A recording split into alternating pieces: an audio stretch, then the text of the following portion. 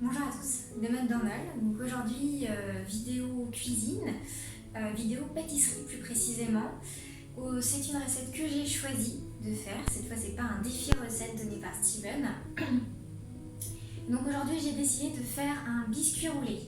Donc c'est un biscuit qu'on peut faire plutôt pour les fêtes, ça tombe bien, on arrive pour Noël. Mais ça peut être aussi pour un goûter d'anniversaire, un anniversaire en général. Voilà, ça peut aller avec tout. Voilà, moi j'ai choisi de le faire par exemple avec de la confiture de framboise, mais on peut très bien mettre de la crème pâtissière dedans, du chocolat, voilà, par exemple, ou toute autre confiture, tout autre goût de confiture bien entendu.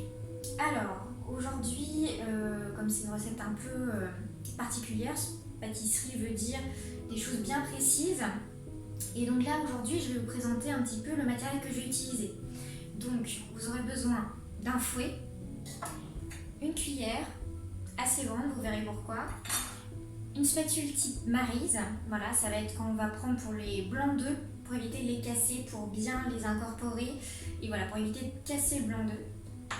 Et il y aura donc aussi un fouet, donc voilà, je vous présente le matériel un petit peu pour que vous ayez tout de près. Voilà, la pâtisserie, c'est un peu plus précis que, que les plats qu'on cuisine habituellement.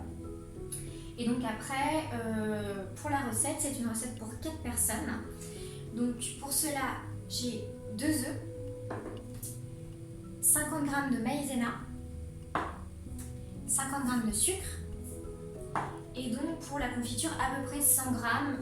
Voilà, j'ai pris un pot, de toute façon on n'a pas vraiment des pots de 100 g. Donc voilà, c'est après si je vois que j'ai pas assez, je rajouterai aussi pour la déco. Pour la déco, je vais utiliser aussi un pinceau. Si vous n'avez pas, vous pouvez très bien utiliser une cuillère, ça marche très bien aussi. La première étape, j'ai mis dans un espèce de moule que j'ai acheté, c'est un moule en silicone, donc pour que ça garde un peu la forme, que ça ne s'étale pas partout. Et j'ai rajouté dedans une feuille de papier sulfurisé, je vous montrerai tout à l'heure qu'est-ce que ça donne, que j'ai un peu replié, voilà, pour garder la forme. Si vous n'avez pas de plaque en silicone, vous pouvez très bien donc, faire avec juste la feuille de papier sulfurisé, à mettre donc, sur votre plaque de four. Après, il y a des tutoriels sur internet qui permettent de faire des moules avec le papier sulfurisé pour éviter que votre pâte s'étale de trop. Et éviter aussi que le papier sulfurisé, si vous le laissez à plat comme ça, qu'il se replie sur votre pâte et donc que vous ayez des trous où vous n'arriviez pas à démouler. Voilà, donc je vous montrerai qu'est-ce que j'ai fait par la suite.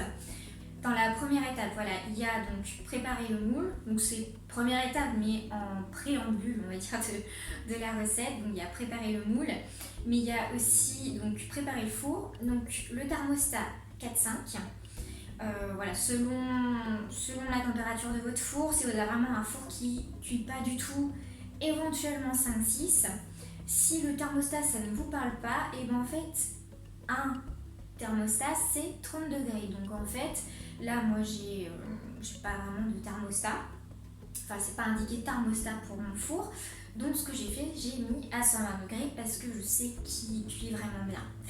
Donc voilà, donc première réelle étape de la recette, ça va être de clarifier les œufs. Qu'est-ce que c'est clarifier les œufs? Ça va être de séparer le blanc des jaunes.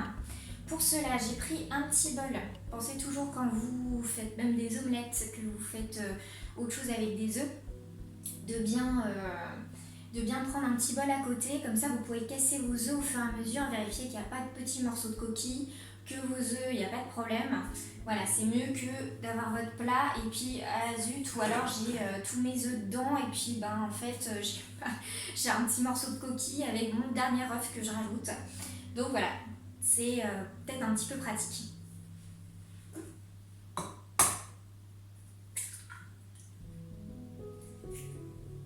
Donc là, j'ai vérifié, j'ai pas de morceau de coquille, mon œuf a l'air correct. Donc ce que je vais faire, c'est que je vais séparer mon jaune de mon blanc et je vais les séparer, je vais mettre dans deux cubes différents.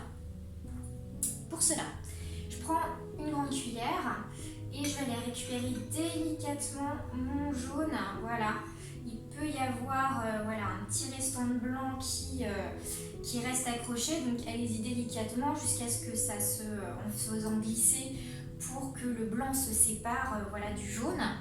Et donc une fois que c'est fait, voilà, j'ai mon jaune, je ne sais pas si ça voit très bien la caméra, j'ai mon jaune dans ma cuillère que je vais mettre donc dans mon plat. Si vous avez un petit peu de blanc d'œuf, c'est pas très grave. Il vaut mieux qu'il y ait, comme on va monter les blancs d'œufs en neige, il vaut mieux qu'il y ait un petit peu de blanc d'œuf avec vos jaunes plutôt que l'inverse, d'avoir un petit peu de jaune avec vos blancs.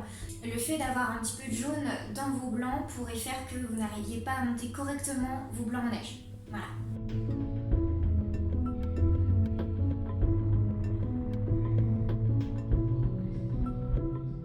Donc voilà, j'ai séparé mes blancs de mes jaunes et maintenant je vais blanchir mes jaunes d'œufs. Alors oui, en pâtisserie, si vous vous y connaissez un peu, vous savez, voilà, il y a des termes un petit peu techniques. Vous inquiétez pas, hein, c'est tout simple ce qu'il y a à faire. Donc blanchir mes jaunes d'œufs, et ben ça va être de rajouter mon sucre dans mes jaunes, tout mon sucre bien entendu, et donc de mélanger avec un fouet jusqu'à ce qu'en fait les jaunes blanchissent. Donc je vais mélanger. Quand on le fait voilà, à la main, ça peut durer une dizaine de minutes. Hein. Vous inquiétez pas si ça blanchit pas tout de suite. Ça peut être assez long, ça peut être aussi assez physique. Voilà, mais vous verrez au résultat, il y aura le blanchissement, il est assez visible.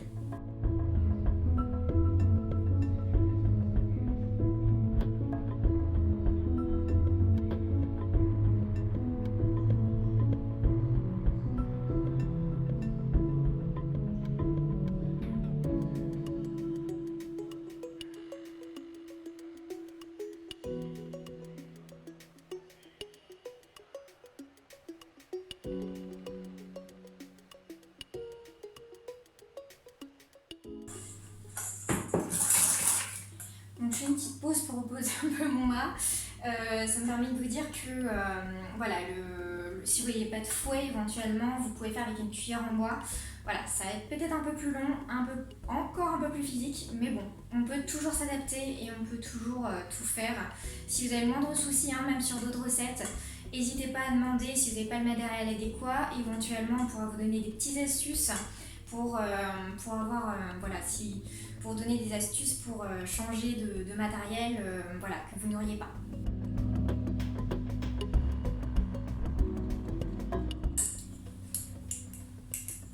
Donc là, ça fait 5 minutes que je suis en train de mélanger. Ça a déjà une bonne couleur, je serais peut-être pas obligée de faire 10 minutes.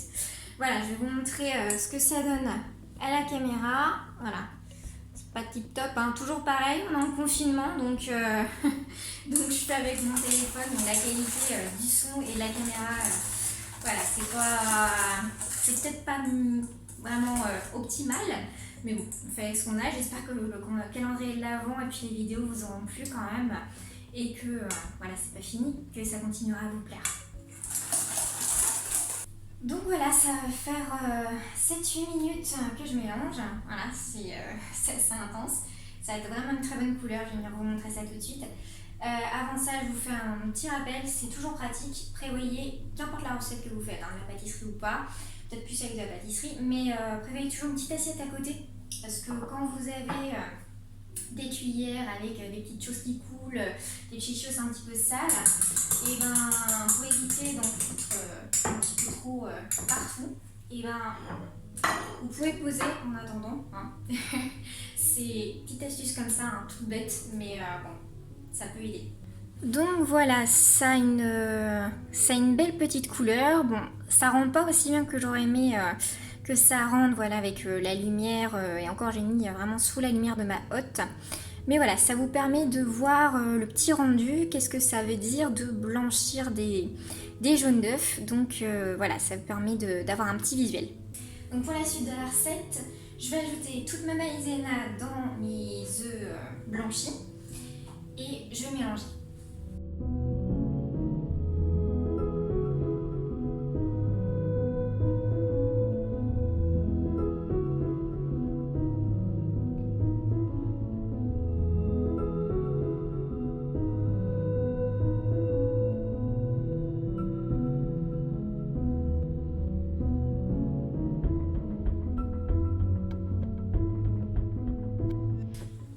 J'ai mélangé ma maïzena avec mon jaune blanchi. Et donc ça donne un petit mélange un peu mousseux comme ça. Voilà, c'est ça le rendu qu'il doit y avoir. Voilà. Donc ça, c'est fait. Ma prochaine étape, ça va être de monter mes blancs de neige. Pour cela, je prends mon petit batteur.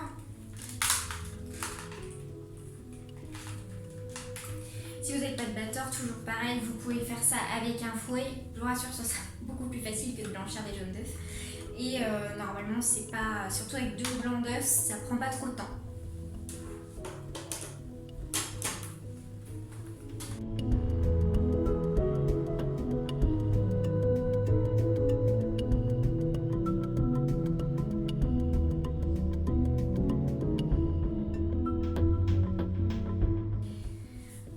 Important quand vous avez un batteur ou même avec un fouet, surtout ne tapez pas sur le bord, voilà, on aurait tendance à venir tapoter parce qu'il reste un petit peu de blanc d'œuf ou voilà.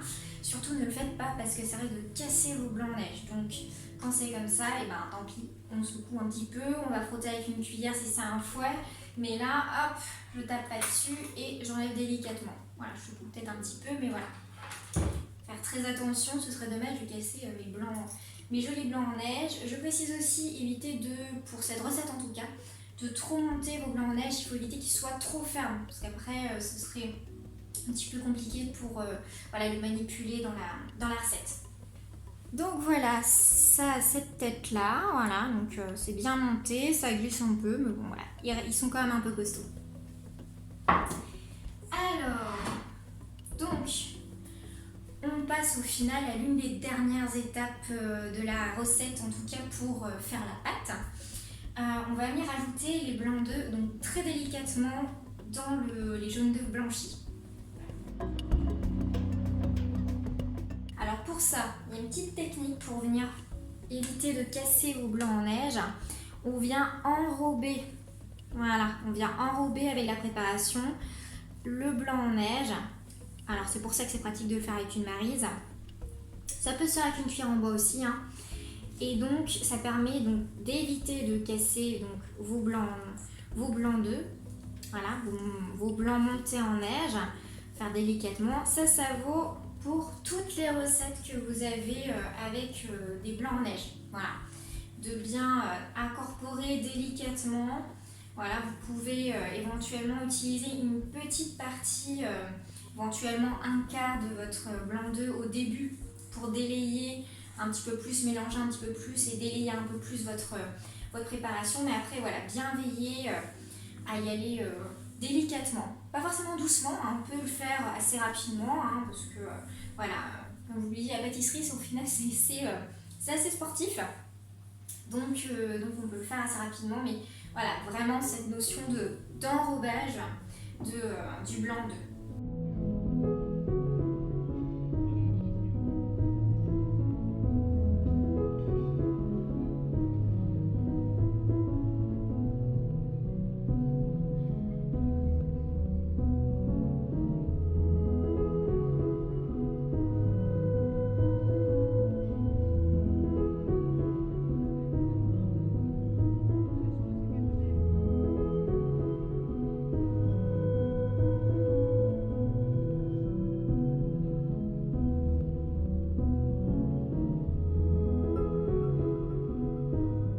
Donc voilà, on obtient ce petit mélange qui est très très crémeux, hein. On est presque, bon, au final on est un petit peu sur une mousse quoi, une petite mousse.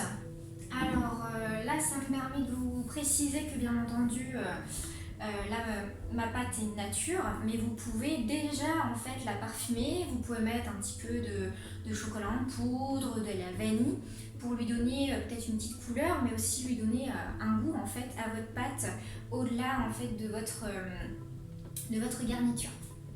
Donc là on va passer à l'étape juste avant la cuisson.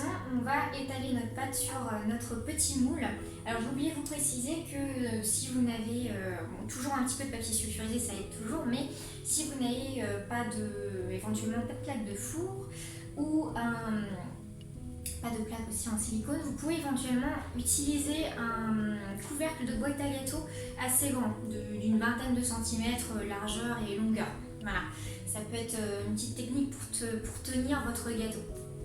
Alors voilà mon plat. Alors qu'est-ce que j'ai fait? Donc j'ai ma plaque de four, j'ai ma petite plaque en silicone en dessous, on la voit pas très bien, hein, là j'ai pas beaucoup de lumière.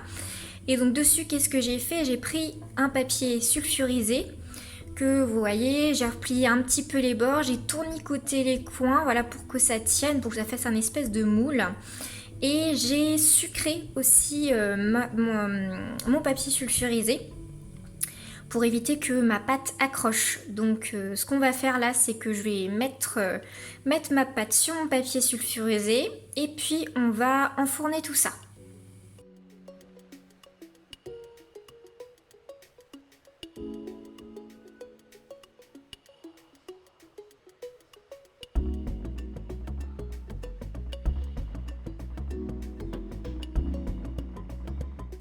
Voilà, j'ai étalé ma petite pâte voilà, dans mon papier sulfurisé. J'ai étalé un petit peu avec ma maryse. Vous pouvez faire ça avec une cuillère ou une cuillère en bois, une spatule. Donc là, je vais enfourner. Ce qui est très important également, mettez votre plaque de four ou votre grille au tiers inférieur du four. Voilà, donc au plus bas possible. Voilà, pour éviter que ça brûle évidemment bien dessus. Et ça permet une cuisson plus homogène.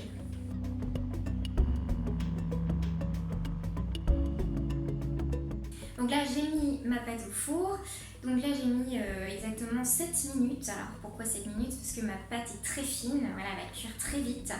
Donc minimum 7 minutes, on peut monter à 10-12 minutes selon votre four, selon votre pâte. Et puis un petit peu plus aussi selon, voilà, si vous avez fait, là j'ai fait un biscuit roulé, mais on peut faire aussi une génoise où là on est avec de la farine. Parce que là j'ai fait avec de la maïzena pour le biscuit roulé, mais on peut faire aussi avec de la farine. Voilà. Donc on est parti pour la cuisson, je vous retrouve à la fin pour le démoulage et le garnissage. Et voilà, ma pâte est cuite, donc maintenant je vais venir garnir. J'ai commencé déjà à la décoller, voilà, délicatement du papier sulfurisé, et je vais garder le papier sulfurisé en dessous pour venir rouler avec le papier sulfurisé. Voilà.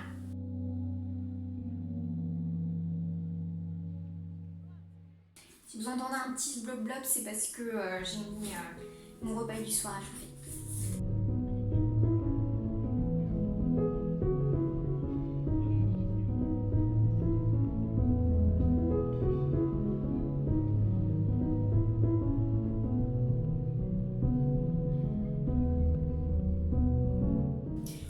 Donc voilà, là je l'ai roulé et je vais aller le mettre donc, dans mon plat de présentation et je vais rajouter un petit peu dessus pour faire un petit peu plus joli.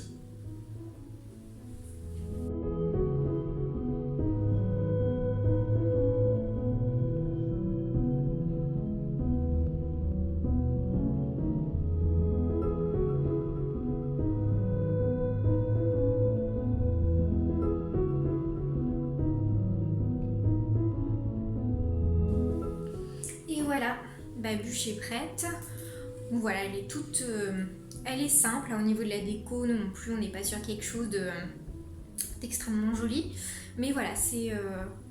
j'ai coupé les bouts, voilà, pour avoir ce rendu vraiment bûche au bout.